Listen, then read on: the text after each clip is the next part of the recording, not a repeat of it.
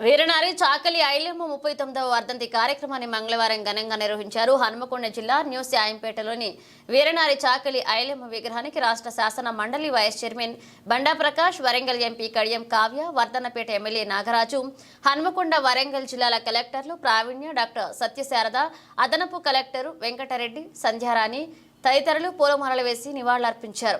ఈ సందర్భంగా మండలి వైస్ చైర్మన్ బండా ప్రకాష్ మాట్లాడుతూ ప్రజలను అనేక ఇబ్బందులకు గురిచేసిన నిజాం పెత్తందారులకు వ్యతిరేకంగా పోరాడిన దిశాలి చాకలి ఐలమ్మ అని పేర్కొన్నారు. అనంతరం ఎంపీ మాట్లాడుతూ నాటి పాలకుల నిరంకుశత్వానికి వ్యతిరేకంగా వీరనారి చాకలి ఐలమ్మ తన ధీరత్వాన్ని చూపించారని పేర్కొన్నారు. ఈ కార్యక్రమంలో స్థానిక ప్రజాప్రతినిధులు, అధికారులు పాల్గొన్నారు. ఈరోజు వర్ధంతి కార్యక్రమాన్ని జరుపుతున్న నేపథ్యంలో ఈ కార్యక్రమంలో ఇలా శాంపేటలో మొట్టమొదటిసారి ఇక్కడ ఏర్పాటు చేసిన విగ్రహం దగ్గర ఈ కార్యక్రమాన్ని జరుపుతున్నాం. వారి పోరాటం అనేక మందికి స్ఫూర్తినిచ్చిన పోరాటం.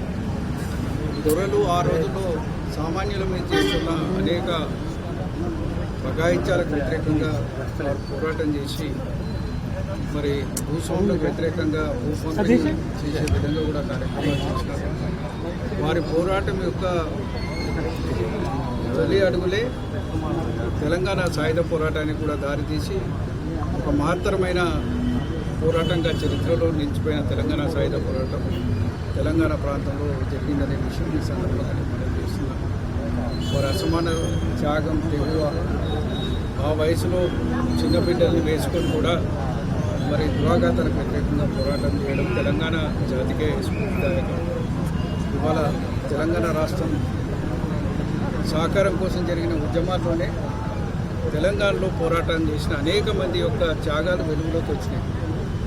చాకలి ఐలమ్మ కావచ్చు, దిడ్డి కొమరయ్య కావచ్చు, మన బైరానిపల్లి యుద్ధవీరులు కావచ్చు, ఇవాళ కొమరవీరులు కావచ్చు, అనేక మంది త్యాగాలు వెలుగులోకి వచ్చి మనం వారి కోసం స్మారకాలు కానీ వారి కార్యక్రమాలు కానీ చేస్తున్నాం. ఇవాళ దిడ్డి కొమరయ్య గారి జయంతి వర్ధంతి కార్యక్రమాలు చేస్తున్నాం. తెలంగాణ సహకారం బాలోజీ గారి జయంతిని నిన్ననే జరుపుకున్నాం. ఇట్లా తెలంగాణ రాష్ట్రం సాకారం అయిన తర్వాత తెలంగాణలో జరిగిన పోరాట యోధులకు మనం అనేక రకాలుగా వారు చేసిన త్యాగాల్ని సమాజం గుర్తించే విధంగా కార్యక్రమాలు నిర్వహిస్తుంది. ఇవాళ తెలంగాణ సమాజం కూడా నేర్చుకోవాల్సింది ఒక్కటే, ఎక్కడైతే అణచివేత ఉంటుందో, ఎక్కడైతే పీడన ఉంటుందో దానికి వ్యతిరేకంగా గొంతు విప్పడమే తెలంగాణ బిడ్డల యొక్క నైజం. అది వారి రక్తంలో భావించే సహజమైన చర్య అని సందర్భంగా నేను గుర్తు చేస్తున్నాను. ఆనాడు ఆ ప్రాంతంలో నివసించిన పోతనా మార్చం నుంచి మొదలుకొని ఐలమ్మ వరకు ఒకే వారసత్వాన్ని తీసుకొని మరి రాజులైనా పాలకులైనా మరి ఎవరున్నా ఆ రోజు జమీందారులు జాగీర్దారులకు వ్యతిరేకంగా పోరాటాలు చేసే శక్తి వచ్చిందంటే ఈ ప్రాంతంలో ఉన్న మట్టి బిడ్డలకున్న గొప్పతనంగా ఈ సందర్భంగా నేను మనవి చేస్తూ మరి వారి స్ఫూర్తిని తీసుకొని తెలంగాణ బిడ్డలు కూడా వారికి ఘనంగా నివాళులు అర్పించాలి. వారి పోరాట పట్టుకొని వాళ్ళు స్ఫూర్తిగా తీసుకోవాలని ఈ సందర్భంగానే మనవి చేస్తాం. మహిళలు ఎంత శక్తిమంతులో తెలియజేయడానికి ఊరుగల్లులో రాణి రుద్రమదేవి నుంచి మొదలుకుంటే సమ్మక్క సారక్క, మన చాకలి ఐలమ్మ ఎక్కడో లేదు, రాయపర్తి మనకు అరగంట దూరంలో జన్మించినారు.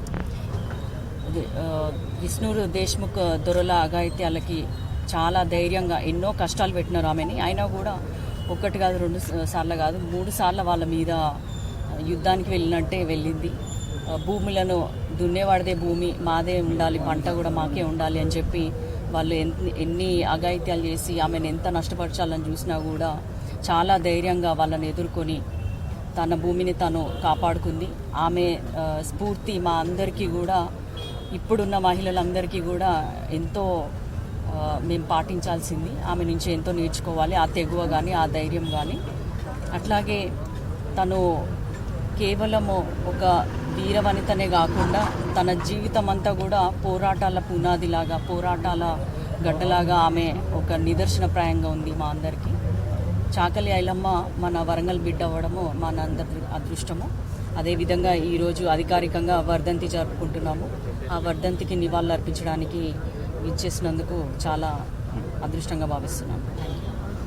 ఈరోజు వారి వర్ధంతి సందర్భంగా నాకు ఈ అవకాశం దక్కడం చాలా అదృష్టంగా భావిస్తున్నా.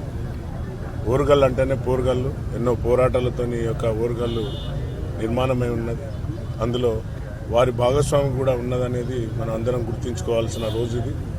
సో వారికి ఈరోజు అధికారికంగా జరుపుకోవడం చాలా గొప్పగా భావిస్తున్నాం.